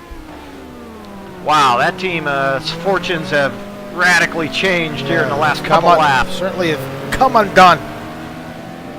As you follow this battle between David Poole and Marty. David Poole had a nice run on Marty last time by. Let's see what they can do here. Yeah, about equal in straight line speed, these two cars. Advantage David Poole in that draft, though. Trying to break him.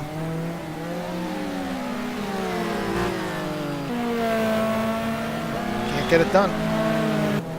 Boy, and high time we've seen Marty Eiran back up here fighting for some of these top spots, Al. Ooh, David Poole now having a look on the inside. Got a nice run out of the exit of the center S.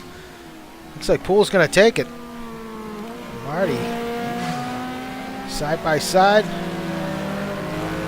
So Poole gets the pass made. Nice job by David. Quick look at the timing and scoring. Working lap 17. Laura Triana.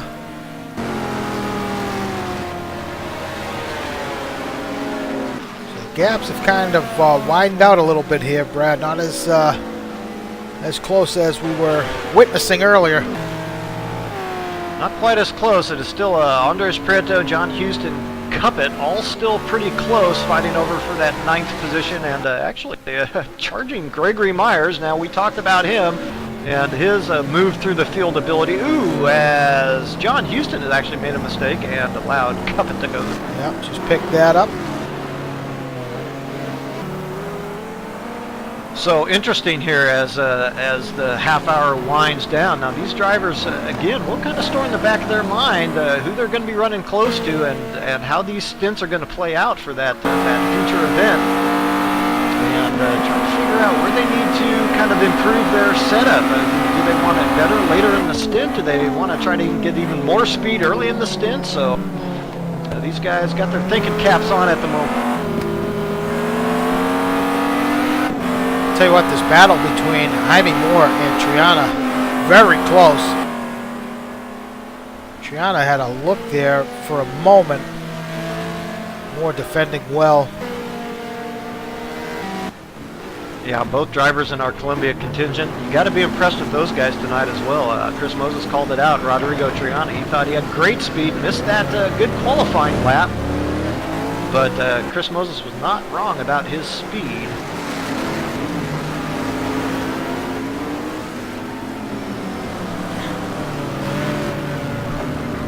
Boy, gotta battle a little further back here for some of the conciliatory spots there in 20th. Dan Wilkerson, Mike Freetrex, and Dustin Honeycutt going at it at the moment.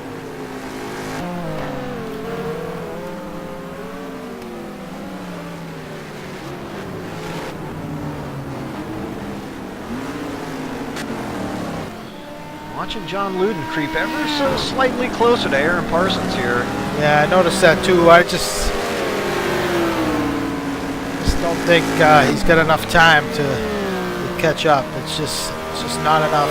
We got some lap traffic approaching, however. With just a couple laps to go here. Looks like I think we're on the last lap here, Brent. Might be. Follow Eiran Parsons.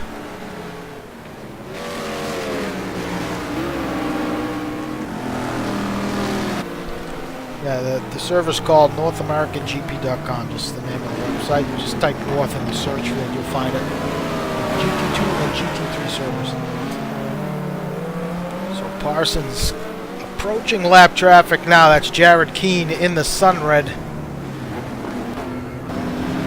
As him and Lou are mixing it up.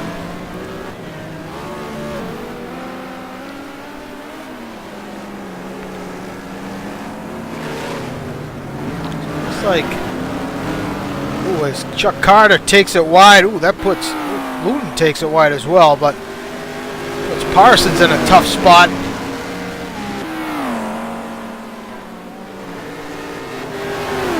Looks like that's it. Parsons is going to take the win here. What was a quick qualifying race? Luden second. Chris Moses with a strong finish here. He's going to take third. He's really excited about that, as you can see, flashing the lights. Joe LaCour, wow, David Poole really clawed back a lot of time on Ian's, but Ian's going to hang on to that fourth position. David Poole fifth. Marty right there in sixth. Nice run by those guys. Jaime Moore is going to hold off Rodrigo Triana. Triana's going to finish eighth. Prato 9th. Cuppett's going to take 10th. 11th, Houston. 12th, Myers. Halili, 13th. Taylor's going to finish there in 14th. Trussler, 15th. Ryan Schleif's going to come home in 16th. Followed by Monahan. Rally.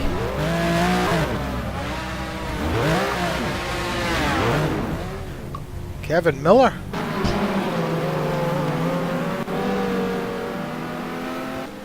Wilkinson's going to hang on to that 19th finishing position. Followed by Fredericks.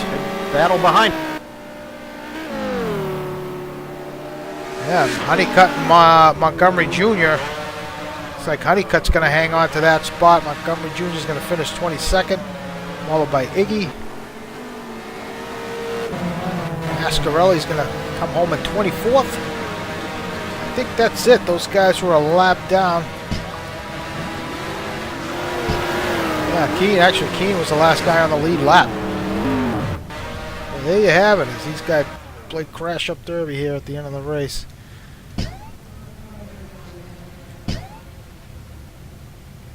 Eiran Parsons, do you copy? I do, Al. Hey, we talked to you after your qualifying lap, and wow, were you surprised that thing held up? I thought it was a pretty good time. I was actually surprised at the time myself. I think I had a good position going out like fifth person.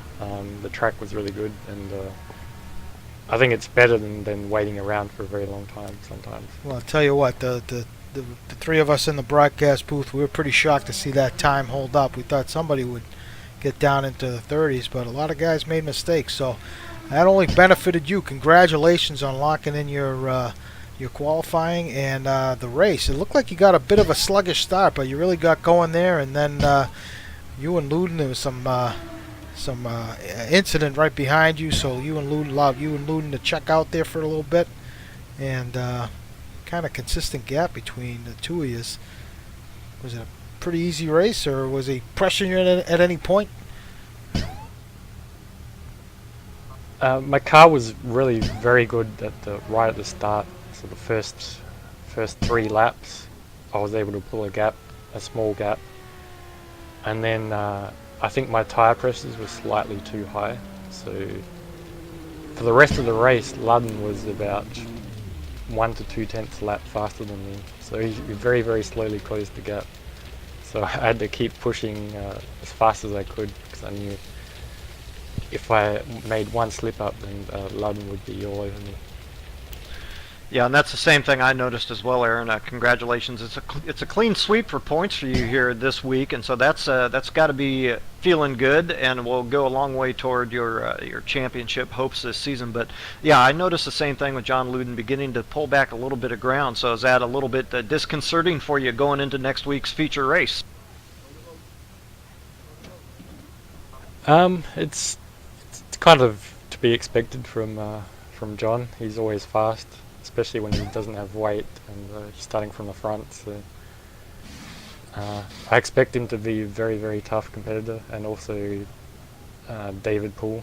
I think he had problems at the first corner there, but when those two don't have weight, they're always very tough competitors. So I'll have to be at the very, very top of my game to be able to compete with them for the win next week.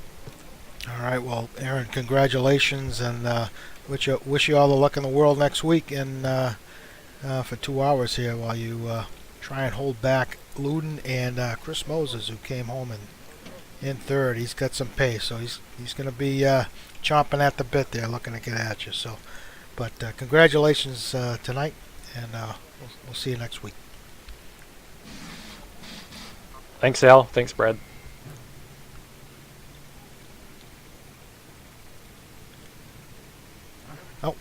All right, well, there you have it, Brad.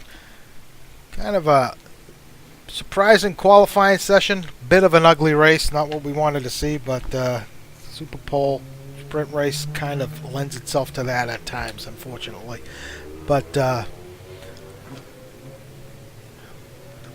I mean, it was good all around, and it's going to be interesting to see if 05 Motorsport can really put the pressure on Parsons next week, and those guys are in good positions to score some great team points, as Houston fell kind of languished back there in 11th or 12th, I believe he finished.